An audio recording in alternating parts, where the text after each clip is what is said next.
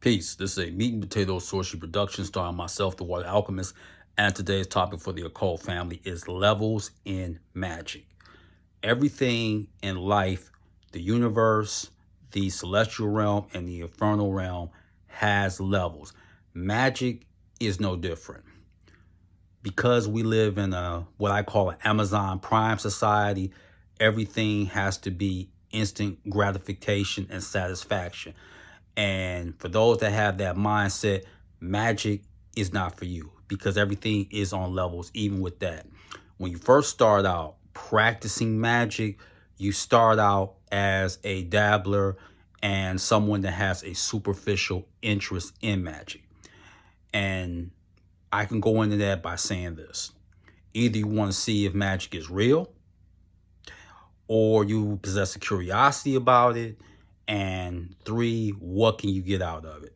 So the dabbler starts out like this. You start out getting books, and 9 out of 10, you're going to get the books from a historical perspective, whether that be like Transcendental Magic, Black and White Magic by A.E. Waite. You'll get some books probably by Crowley, etc. Or let's say you get something smaller dealing with hoodoo and conjure. So you start out with candle magic. So the dabbler will start out with learning the colors. Orange is for friendship, pink is for love, red is for sex, black is for hexing and protection. So you get the idea. So you start out with that. Then, after you learn that, level 2 will start dealing with correspondences. And correspondences can be like, when do you do your spell? Do you do it during the moon waxing or waning? Do you do it when it's a new moon, dark moon, full moon? So that's number 2, dealing with correspondences and dealing with certain angels in their days. Like Sunday is for Michael, Monday is for Gabriel, and Wednesday, for example, will be for Raphael. So you deal with it like that. So that's like level 2. And let's say you want to go level 3. Level 3 will start dealing with your spirit guides and who your guardian angel is, but they don't tell you in a disclaimer that could come to you either in a matter of months or a matter of years. So that's dealing with your guardian angels or animal guides. Like, could it be a wolf?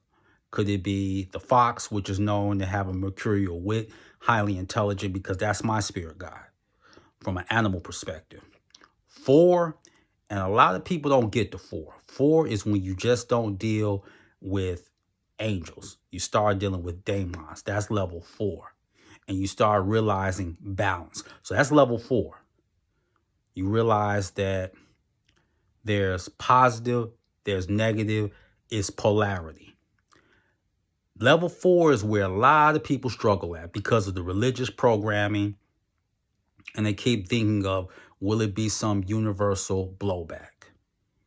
So level 4 is where a lot of people really suffer because Christianity in many of its guises, whether you're a Catholic, whether you're a Baptist, Protestant, Jehovah's Witness, etc., this is when religion will roar its ugly head, or even Islam.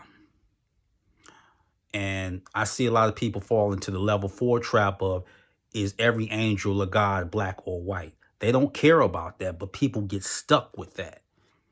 Level 5 is dream walking and stellar or cosmic magic. You can work with either Anubis or Abraxas for that. And I want to say something about petitions. Where people go wrong with petitions, and let me tell you what Mentor did. When I first started dealing with magic, I didn't really understand how I could neutralize my own petition. How do you do it?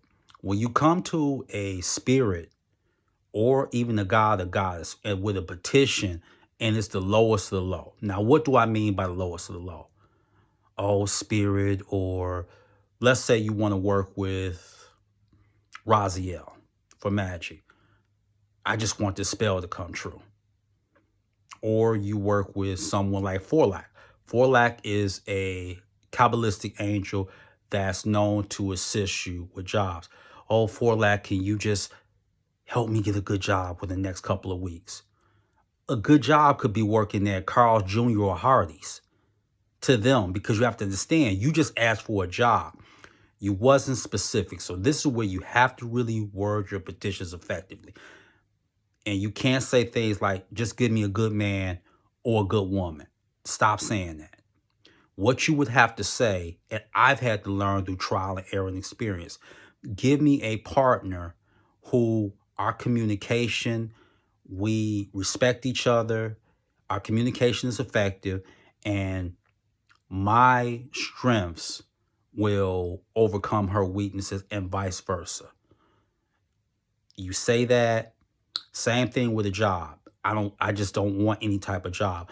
I want a job that will maximize my skill set. I would like within this pay range, and I would like to make $50,000 starting out. You have to do things like that. Learn to not be needy when you're making a petition. But don't say things ridiculous like, I want to hit the mega millions, or you become what I call nitpicky spellcasters. I want a man that's 6'9" and he's like LeBron. He doesn't have a whole bunch of baby mama drama. Don't do things like that, because that's ridiculous. Or a man, oh, well, I want the female, I want to look like Beyonce, 5'4". You don't do things like that. When I come in, dinner's ready, we never argue. That's not even realistic, and even spirits know that. So when you do this, understand there's levels to magic. So if you're not going to be patient, this isn't going to work for you. And one thing I want to give you, this is a level that many only advanced sorcerers talk about, but they really don't get into it. Anytime that you're working on a high level and you get past 3, what you're going to have to do is start doing things that will further accentuate your spell cast. Now, what do I mean? You do a petition, then you start putting in the work and work towards the goal, and then you do a follow-up ritual to help keep the spell going. Like, I have a job. Okay, now you want to do a spell where it's like, I want to be able to have effective communication with my supervisor or my manager. So when it's time for me to acquire a raise, I should be able to do that because the lines of the communication are open and we have mutual respect for one another. That's the follow-up ritual that you will do once you have walked through the door of your goal. So there's levels to magic, and you can do this. So there's many doors to walk through. Walk through the one that is best for you, but also challenge your magic. It's like if you learn one system of martial arts, you may not be an expert, but the goal is to become competent and approach magic the same way. So with that, that is your meat and potato sorcery for the day. I am the Water Alchemist. Your water, my friends. Peace.